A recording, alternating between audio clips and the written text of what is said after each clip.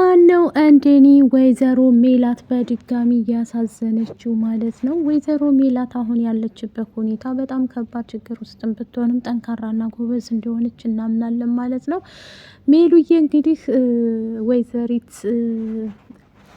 ሉሊት ይቅርታ ጠይቂኝ ብላለች ማለት ነው። ይቺ ሰይጣን አንቺን እንዶ ከኖላዊ ላይ ማንን ገፎ ያስወጣልኝ እና ይቅርታ ካልጠየቅሽ ሞቼ እገኛለሁ ብላለች ማለት ነው። በዚህ የተነሳ እንግዲህ ግብ ግብ እየተፈጠረ ይገኛል ማለት ነው። ምላሴም ደግሞ ወደ እንትና ጋር ሄዶ ነበር ማለት ነው። በእሷ ጋር ቢሄድም ትልቅ ነገር ተፈጥሯል ማለት ነው። ትልቁ ነገር ምንድን ነው? እያንዳንዱ ነገር ለማድረግ ሁሉንም ነገር ለማስተካከል እየሞከሩ ይገኛሉ ማለት ነው። ትሁትም ደግሞ አልፈልግም ውጣልኝ ከዚህ ቤት ብላ እንግዲህ አባራ አስወጥተዋለች ማለት ነው። ሰላም ጤና ይስጥልኝ የዙዙ ቤተሰቦች፣ ለቻናል አዲስ ከሆናችሁ ላይክ፣ ሸር፣ ሰብስክራይብ ማድረግን አትርሱ ማለት ነው። እንዴት ተለመደው ኖላይቶችን ይዤላችሁ መጥቻለሁ። ዛሬ ኖላይት እንግዲህ በጣም ነው ያሳቀኝ እውነት ለመናገር ማለት ነው። ሳቄ መቆጣጠር ነበር ያቃተኝ። ምክንያቱም ደስ የሚል ሰውዬ ነው እሱ ሰውዬ እውነት ለመናገር ሳቁም ሁሉ ነገሩ ማለት ነው። በዛ የተነሳ እንግዲህ ሲያስቀን ቆይቷል። ኖላዊ እንግዲህ ከባድ ሰው ሆኗል ሰክሮ እንግዲህ አሁን ደግሞ ብቻውን ነው ያለው ማለት ነው። ፋኑሴ አልነበረችም እና በዛ የተነሳ እንግዲህ ከመስከሩ የተነሳ መጠጡን እየጠጣ ሙዚቃውንም ከፍቶ እንግዲህ ቶሎ በል እንትን በልልኝ ይሄ እኔ ነው እያለ ነበር ማለት ነው። እውነት ለመናገር እኔ ኖላዊትን በጣም ነው የሚመቸኝ ማለት ነው። እህትናቸው ሲጀምር ኖላዊቶች በጣም ነው ደስ የሚሉት ማለት ነው። አሁን ላይ ሀናም ደግሞ እናቷ የምትሰራበት ስራ ቦታዋ እየሰራች ትገኛለች ማለት ነው። እሱም በማስመልከት ደግሞ ወይዘሮ ሜላትም ከልክላት ነበር፣ ግን ምንም አማራጭ የላትም። ኢዩኤልም በድጋሚ ወይዘሮ ሜላት ጋር መጥቶ አናግሯት ነበረ፣ ድጋሚ እነሱ ጋር ስራ እንድትሰራ ማለት ነው። ስራ ለመስራት ጠይቋት ነበር ማለት ነው። ምክንያቱም ሉሊት ይቅርታ ጠይቂ ብላሻለች ብሎ ነበር የመጣው ማለት ነው። እሷም ደግሞ ያው ታውቃላችሁ አሁን በስተመጨረሻ ጥያቄው ምንድን ነው? እያንዳንዱ ነገር ጠይቋታል ማለት ነው። እሷም ደግሞ እሺ ብላ ወስናለች ማለት ነው። በቅርብ ቀን ደግሞ ሁሉንም ነገር ለማስተካከል ሙከራ እያደረገ ትገኛለች ወይዘሪት ሜሉካ ማለት ነው። የሜሉካ ነገር ከባድ ነው እውነት ለመናገር ብዙ ነገርን እናያለን፣ ብዙ ነገርን እንሰማለን፣ ግን አንፈርድም ነው የሚባለው። ከባዱ ነገር ይሄ ነው ማለት ነው። ወይዘሮ ሜላት አሁን ላይ ያለችበት ሁኔታ እንግዲህ ትልቁ ነገር ዋነኛው ነገር ምንድን ነው? ብዙ ነገርን የሚያሳስባት ነገር ታውቃላችሁ። ከትልቅነት ወደ ትንሽነት ነው የተቀየረችው ማለት ነው። ያ ሁሉ ድርጅት ያ ሁሉ ነገር በቃ ለእሷ የተባለ ሁሉ ታውቃላችሁ። ብቻ በጣም ብዙ ነገርን አንተን ብላ ነበር ያሳለፈች ሴት፣ ጠንካራ ሴት ናት። ያ ነገር እንግዲህ አሁን ላይ እሷ ጋር የለም ማለት ነው። ለማስተካከል ግን ሙከራ እያደረገ ትገኛለች ማለት ነው።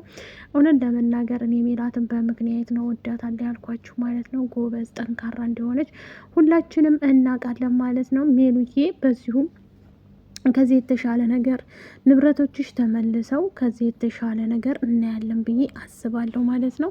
ኢዩኤልም እግሯ ላይ ሄዶ ወርቆ በተደጋጋሚ ጊዜ ይቅርታ እየጠየቀ በተደጋጋሚ ጊዜ እንግዲህ ብዙ ነገርን እያሰበላት ነበር፣ ብዙ ነገርን እየጠየቃት ነበር ማለት ነው። እሷም ደግሞ ይህ ነገር እንደዚህ ሊሆን አይችልም ኢዩኤል እሷ ምክንያቱም ስራውን ወዳው እየሰራ ነበር፣ ጎበዝና ጠንካራ እንደሆነች እናውቃለን። ግን ሉሊት ደግሞ አላሰራ ብላት ነበረ። ታውቃላችሁ ሉሊት በጣም ከባድ ሴት ናት ማለት ነው። ሉሊት ማለት ዝም ብላ አይደለችም።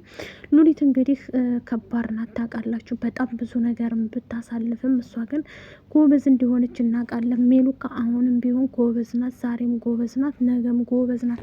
ግን በእሷ ላይ እየተጫጫናት ያለው በእሷ ላይ እያንዳንዱ ነገር ያለ ሉሊትን ሳይሆንን የማደንቀው ወይዘሮ ሜላትን ነው። ጥንካሬዋን አይተን ነው ሁላችንም መልስ የምንሰጠው ለወይዘሮ ሜላት ማለት ነው።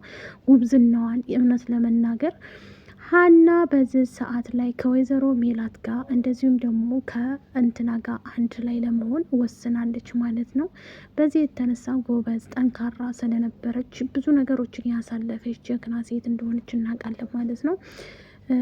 ወይዘሪት ሜሉካ እንግዲህ ፋያው ሰክሮና ሴርም ጋር እየተንጫጫ ይገኛል ማለት ነው። ከእነሱ ጋር እንግዲህ ያው ታውቃላችሁ በጣም ለረጅም ዓመት የኖረ ሰውዬ ነው አሴርና ተምቹ ጋር ሲወርቅም ሲነሳም ሲቀመጥም አለን የሚሉት ተምቹና አሴር ናቸው። እውነት ለመናገር ለኖላዊት እሱም ደግሞ ሲጠፉበት የጠፉብኝ እያለ የሚጠይቃቸው ልጆቹ እነሱ ናቸው ማለት ነው። እነሱም ደግሞ ጎበዝና ጠንካራ እንደሆኑ እናውቃለን ማለት ነው። በዚህ የተነሳ እንግዲህ ለማስተካከል ውሳኔ ላይ እየደረሱ ይገኛሉ ማለት ነው። በቅርብ ቀን እንግዲህ ሁሉም ነገር ተስተካክሎ ማየት እንፈልጋለን። የሜላት እንትን እንግዲህ እውነት ለመናገር ፍትህ ለሜሉዬ ማለት ነው። ፍትህ እያልን መኖር አለብን ማለት ነው። ሜላት ማለት ታውቃላችሁ ብዙ ነገርን ያሳለፈች ናት። በጣም ብዙ ነገርን እንትን ያለች ናት ማለት ነው። ያ በጣም ከውጣ ወረዶችን ያሳለፈች ጀግና ሴት ናት ብዬ ነው ማምነው ውዶቼ ማለት ነው ሜሉዬ።